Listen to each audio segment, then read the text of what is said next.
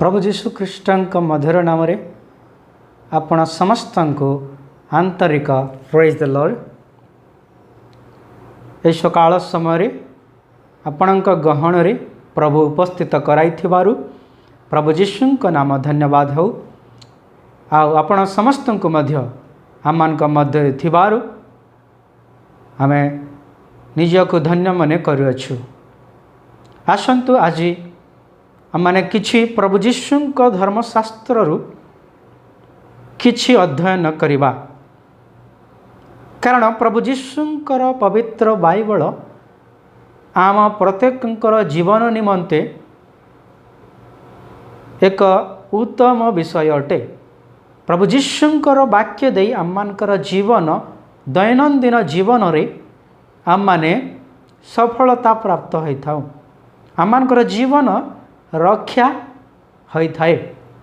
तेणु आज मध्य आम माने गोटिए प्रभु जीशुंक धर्मशास्त्र बाइबल आम माने गोटिए दुईटी पद पाठ करिबा।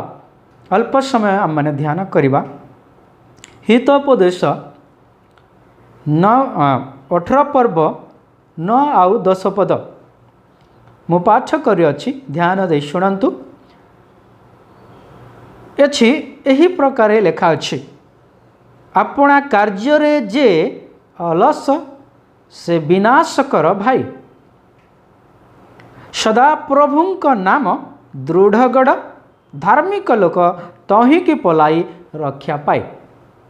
प्रिय ख्रीष्टीय लोक, एठी आम माने आजिर विषय वस्तु सदा प्रभुंक नाम दृढ़ नगर, सही दृढ़ नगर को पलाई जाई आम माने निज निज प्राण रक्षा करिबा। दृढ़ नगर को पलाई जाई अपना प्राण रक्षा करिबा। आजिर विषय वस्तु यही हेले दृढ़ नगर के सदा प्रभु जीशुंकर नाम समस्त मानव जातिर जीवनर रक्षक बा दृढ़ नगर अटे। तेणु मुझे दुईटी विषय आपण मानक सम्मुख रे रखुअछि। प्रथम विषय, जे अपना कार्य रे अलस से विनाश कर भाई। विनाश कर भाई प्रथम, आउ द्वितीय रक्षा कर भाई। प्रथम विषय विनाश कर भाई, द्वितीय रक्षा कर भाई। यही विनाशकर भाई क्यों माने, आउ ये विनाशक किए आमाने देखिबा। विनाशक हेउछि जे अन्य जीवन को नष्ट करे, विनाश करे, आउ संपूर्ण प्राण को हरण करे, मृत्यु आड़ को निए, ताहाकु विनाशक कहा जाए। आउ यही विनाशक शैतान, यही विनाशक शैतान अटे। शैतान समस्त मानव जातिर जीवन को हरण करि थाए। शैतान समस्त मानव जाति को से कौन करे, विनाश पथ को नहीं जाए। और जो माने से शैतान स्वभाव धारण करते जो मनीष, से माने विनाशकर भाई हुअन्ति। आउ द्वितीय विषय रक्षकर भाई। रक्षक होउछन्ति आममानकर प्रभु जीशु ईश्वर अटन्ति।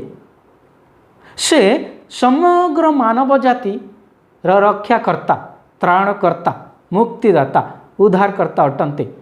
आउ प्रभु जीशुंकर स्वभाव धारण करी जो माने जीवन व्यतीत करन्ति, से माने सही प्रभु जीशु रक्षकंकर भाई हुअन्ति।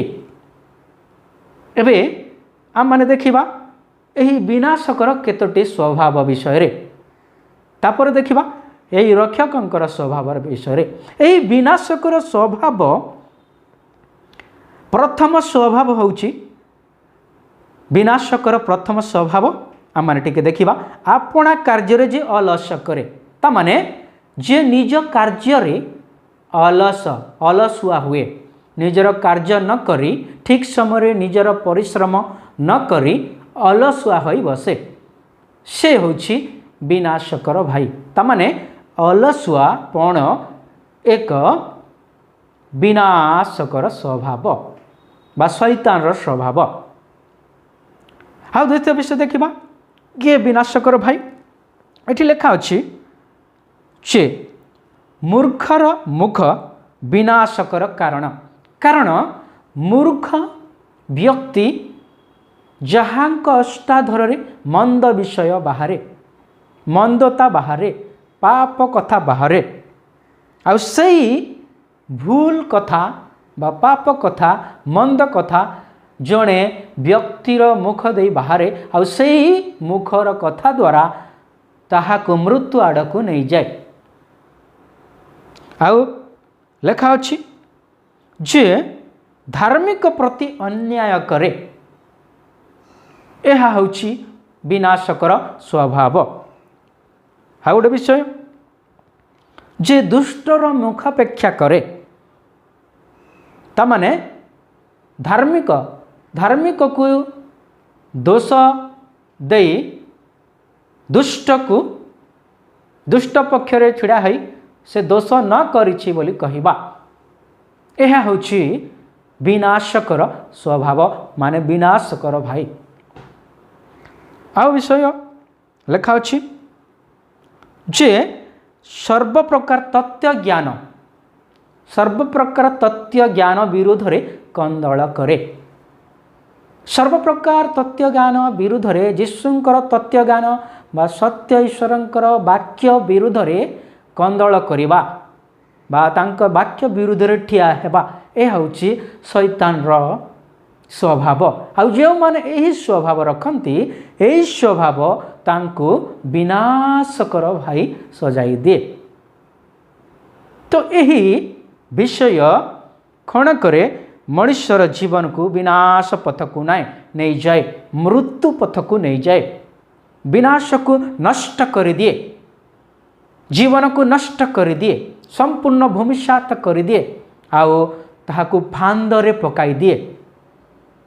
तेणु प्रिय ख्रीष्टीय लोक एठी आम देखुअछु आउ गोटे विषय जे अन्य लोकंक ठारू पृथक हुए एटा होछि विनाशकर स्वभाव। अन्य लोकंक ठारू प्रेमर थिबा बदल रे निजर स्वार्थ चेष्टा करिबा पाई अन्य लोकंकर प्रेम ठारू अलगा होई से निज स्वार्थ रे बंचे यह हूँ विनाशकर स्वभाव बा विनाशकर भाई।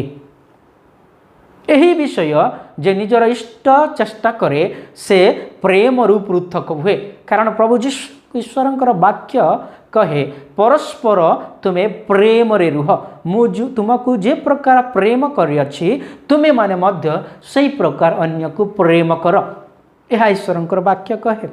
किंतु एठी प्रेम रे अलगा होई निजर स्वार्थ चेष्टा करिबा लोक कौन विनाशकर भाई आउ शैतान स्वभाव।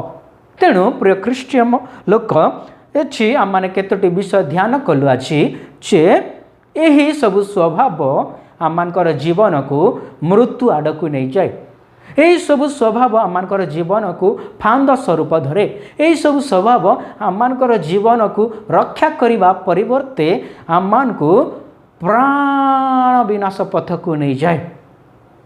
तेणु प्रभु जीशु द्वितीय विषय आम देखिलु जे प्रभु जीशु रक्षाकर्ता अटंती रक्षकर भाई अटंती।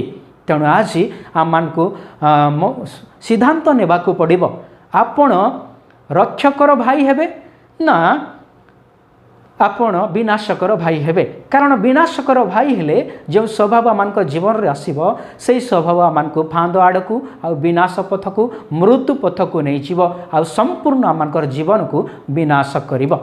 प्रिय ख्रीष्टीय लोके सेथिपाई प्रभु जीशु ईश्वर एही जगत को आसिले आउ सेथिपाई जोहन 3:16 पदरे एही प्रकार लिखा अछि कारण ईश्वर जगत को एड़े प्रेम कले जे से अपना आदित्य पुत्र को दान कले जेपरि जे कही ताहांक ठारे विश्वास करे से विनष्ट न होई अनंत जीवन प्राप्त हुए। तेणु प्रभु जीशु निजर आपण को विनाशरु रक्षा करिबा पई मृत्युरु रक्षा करिबा पई से निजे क्रूस बहन कले आपणकर एही अलसुआपण को आपणकर एही मंद अभ्यास को आपणकर एही स्वार्थता को आपणकर एही सबु मंद एवं पाप को से निज शरीर को नेले आउ आपण को एक परिश्रमी लोक हेबा पई आउ उत्तम लोक हेबा पई आउ विनाशकर भाई न होई रक्षकर भाई बनैबा पई प्रभु यीशु आपण को भाई सदृश प्रेम कले आउ भाई सदृश प्रेम करी से आपणक पई मृत्यु भोग कले जेपरि आपण मृत्यु भोग न करिवे विनाश पथ को न जिवे सेथिपाई आपणकर प्राण रक्षा करिबा पई प्रभु मृत्यु भोग करी से 3 दिन रे पुणी थरे जीवित हेले तेणु जे माने तांको कथारे तांको वाक्य रे विश्वास करंती आउ तांको वाक्य अनुसार जीवन काटंती से माने जीशु ईश्वरंकर भाई हंती आ से जीशु दृढ़ नामक नगर को जाई सेमानंकर प्राण रक्षा पाई जाई थाए तेणु आसतु आपणकर प्राण रक्षा करने आमर प्राण रक्षा करने आम मैंने समस्ते जीशु ईश्वरंकर वाक्य रे प्रार्थना करिवार परिश्रम करिबा वाक्य पढ़िबार परिश्रम करिबा तांकर सेवा करिवार परिश्रम करिबा अलसुआ न होई आमने निज निज अपना अपना कार्य करी परिश्रम करिबा अलसुआ विनाशकर भाई अटे किंतु परिश्रम रक्षकर भाई आम मानकु कराइब आ आमनकर जीवन प्राण रक्षा पाई जीव प्रभु अल्प वाक्य दे आम समस्त को आशीर्वाद प्रदान करंतु।